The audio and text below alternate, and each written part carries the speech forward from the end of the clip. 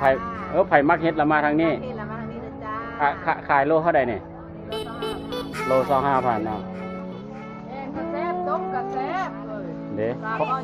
เพราะว่ามันใหญ่เนาะมันไผ่กับมักใหญ่แล้วแซ่บโลดตอนนี้คือว่าได้ที่ได้ทางแล้ว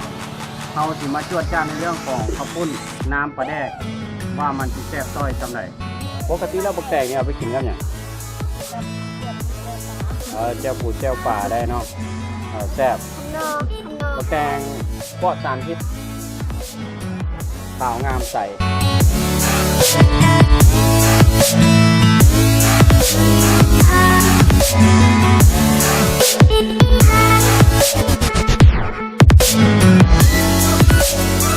สวัสดีเนาะตอนนี้อยู่ทางหน้าตลาดแล้วยังบุกล้าเข้าเพราะว่าเห็นแม่ค้างาม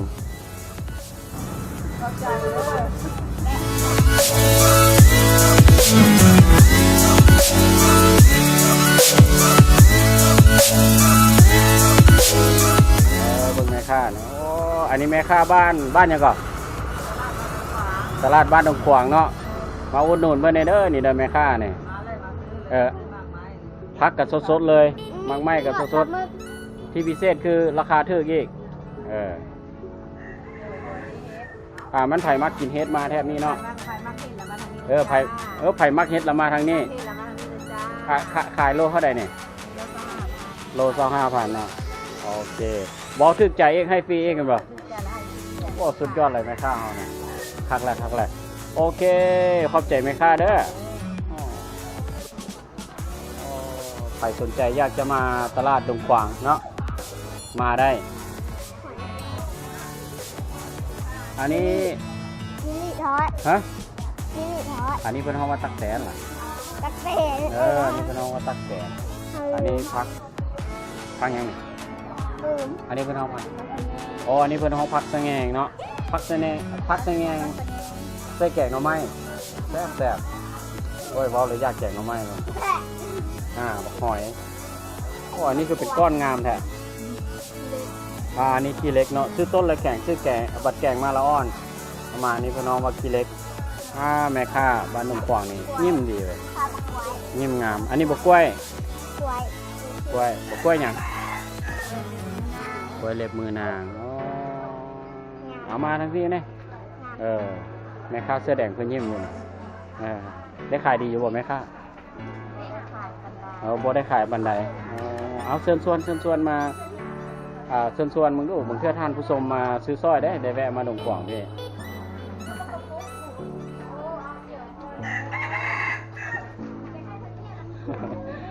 มาเด้อมีโอกาสได้มาดงขวางมาซื้อสร้อยแม่ค้าแถวนี้เด้อพักสดๆเลยงามๆนี่พักนี่ราคาก็เป็นกันเองเนาะบอกราคากระทึกพักกระสดพักแหละขอบใจหลายๆแม่ค้าอันนี้ซัดป้าหรือซัดนาเอาอันนี้ซัดนาเนาะซัดนาลายขาดีเลย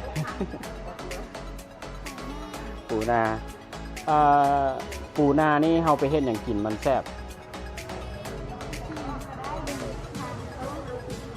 ไปอ้อก็ได้ไปจี้ก็ได้อ้อก็ได้จี้ก็ได้พักได้นี่เนาะผู้ขายเพิ่นขี้อายน้อยนึงหม่บ่อายนึง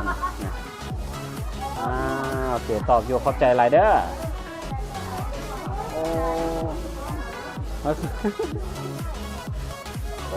อันนี้กินของสูงเว้ยปลายอยู่ปลายไม้พุ่นน่ะ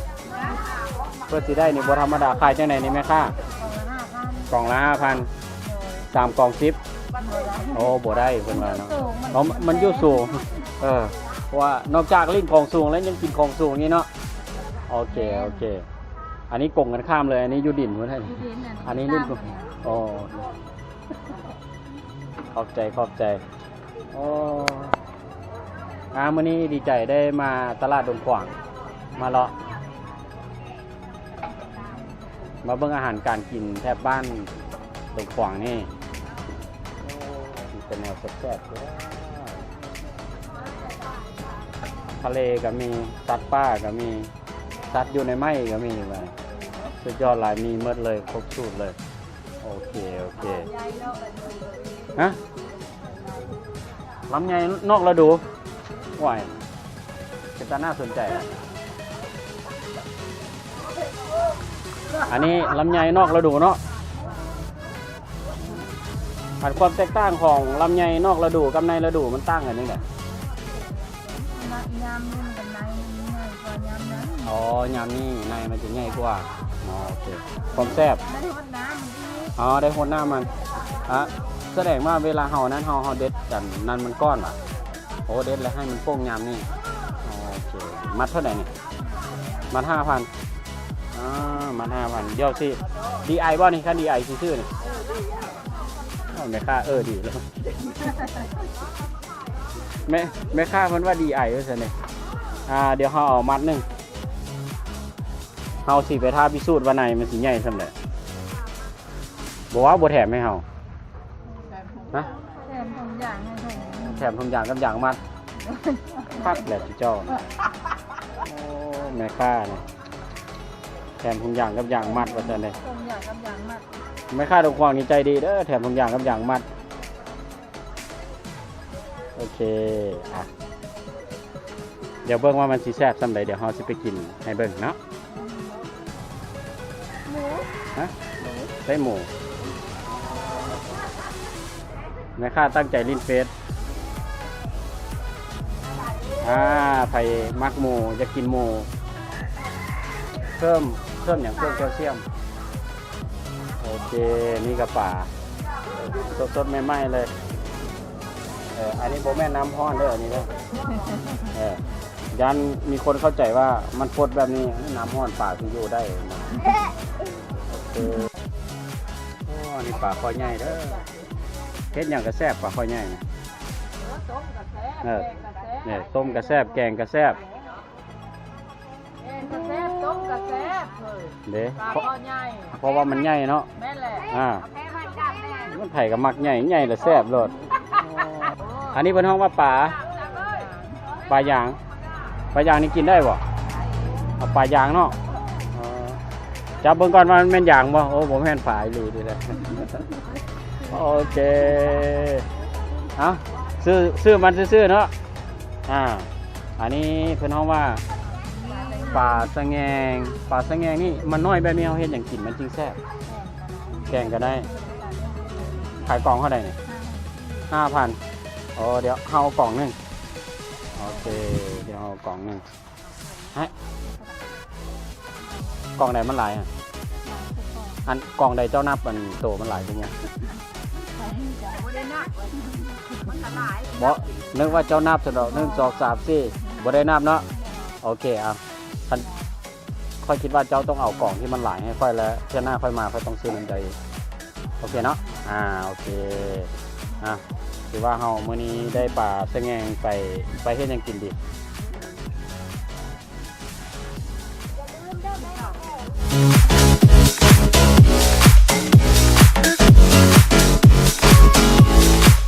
โอเคอันนี้คือมากระถินอันนี้คือกระปุนน้ำปลาแดกพร้อมด้วยในกระถินเนาะเดี๋ยวเราจะมากินมาจวดจ้าบไปนำกันว่ามันสิแซ่บซอยซำใดเฮามาทั้งเทื่อแม่ค้าก็ใจดีนี่ยามเพิ่นบ่ให้บ่หลายนี่แม่ค้าให้เด้อตอนนี้ถือว่าได้ที่ได้ทางแล้วเฮาสิมาจวดจ้าในเรื่องของข้าวปุ้นน้ำปลาแดกว่ามันสิแซ่บซอยซำใดสังเกตว่าอันนี้คือผักก้านจ่องเนาะผักก้านจ่องแล้วเพิ่นจะลวกมาแล้วจะเฮ็ดให้มันอ่อนนุ่มแล้วก็แซ่บซอยแซ่บขนาดชิมน้อยเดียวยังแซ่บซำนี้เลยมาเด้อมากินน้ำข้าวปุ้นน้ำปลาแดกน้ำกันแซ่บแท้ ถ้วยเหลือเด็ดนะคะเป้าแหละถ้วยละ5,000ถ้วยละ5,000 โอ้แซ่บหลาย ถ้วยละ25,000คุณน้ำปลาแดกหอมดี น้ำพร้อมละ25,000 พิเศษแม่ค้าบอกว่าข้าวปุ้นน้ำปลาแดกนี่เด็กน้อยกินก็ได้ผู้ใหญ่กินก็ดี น้ำปลาเร่หรือว่าอะไร แล้วก็คู่บ่าแม่ซี่ก็กินได้เกือน เพิ่นบ่ได้ปรุงประเภทนะ ผู้บาก็กินได้สี่ก็กินได้ เอาปรุงวางนี่ ปกตินี่ต้องมีการปรุงแม่นบ่ นี่แหละใส่มะเขือน้ำตา ว้า ล ใจเฮาฮ้อนโพดเลย เกี่ยวมาเพชรแก มา ว่า ลองเบิ่ง กินรส ไม่ได้น้องเงินจะใบชา ข้าว มันคือลงเป็นก้อนเลยเขาบอกเป็นก้อนเอาหน่อยนึงแม่ค้าบอกว่าต้องใส่บักเผ็ดน้ำใส่น้ำตาลน้อยนึง มากกว่ากับใส่หวานปรุงเอาตามใจชอบถ้าบ่นัวก็ใส่เป็นนัว โอเคนัวนี่เนาะจวดจ้านละได้เรื่องละ กระเด็ก3,000 โอ้ยเสียดายเด้มันตก น้ำปน3,000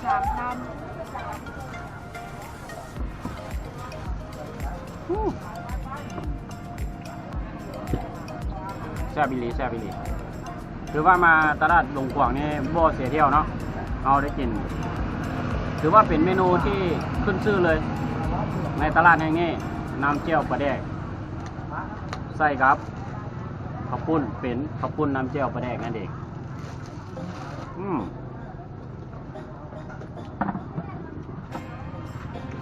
ใครอยากจะสั่งซื้อสามารถสั่งได้เนาะเบอร์โทรของแม่ค้าก็คือ5566นี่โทรได้ตลอดเวลาแต่บุติดครับ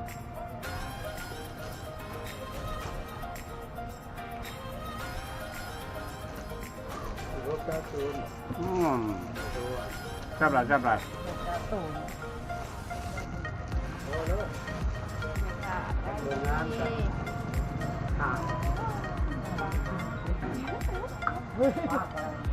น งานจะตาย พวกอันนี้เอาไว้จับเนาะ นั่นแหละเต็มกัน นี่กะปิอีก น้องเลือกใช้ไปเลย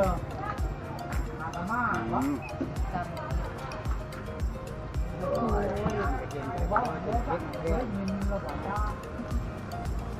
เราว่าบาลี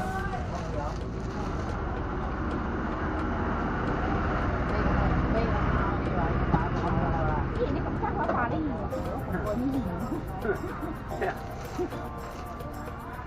ทำให้หัว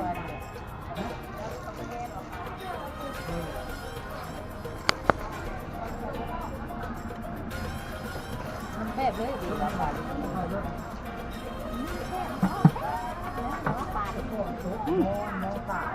สุดยอดเลย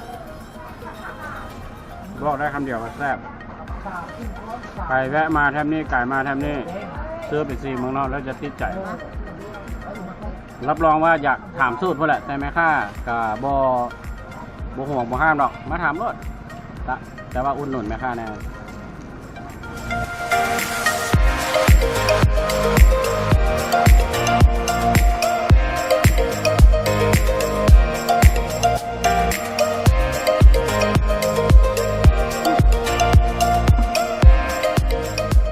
แม่ค่าแล้วขายดีด้วยแม่ค่า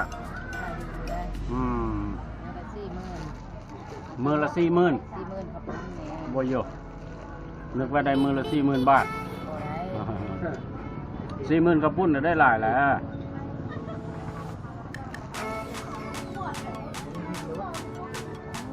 พิเศษคือข้าวปุ้นเป้าก็ขายข้าวปุ้นเป้าก็ขายแล้วก็แม่ค่าจะซื้อน้ำแจ่วแบ่งก็ได้หมดไหมคะซื้อน้ำแจ่วตั้ง5ซื้อข้าวปุ้นตั้ง5ได้คือกันนี่หรือว่ามักแบบสำเร็จรูปคือซื้อเซ็ตซับเลยก็สามารถที่จะกินได้เลย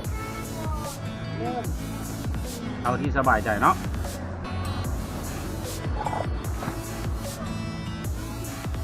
ถ้าเขาตั้งใจกินก่อนได้ไหมค่าให้เราหลาย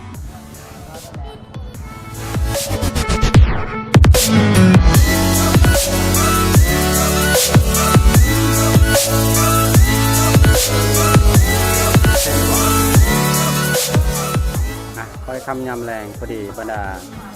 พ่อแม่พี่น้องเพิ่งจะมาจับจ่ายใส่สอยตลาดเนาะตลาดดงของแห่งนี้มี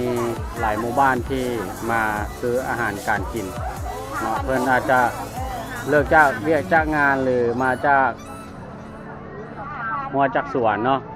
มาซื้ออาหารการกินเพื่อที่จะไปเฮ็ดกินแรงในมื้อแรงนี้มื้อนี้แม่ค้ามาแม่ค้าว่าซั่นเด้อันมาซื้อหยังมื้อนี้ฮะ ร อของหวาน ซื้อของหวานโอ้แสดงว่าขาดหวานมาโดนแล้วเนาะ ขาดหลายแล้ว เราต้องมาเติมความหวาน โอเคเลย สุดยอด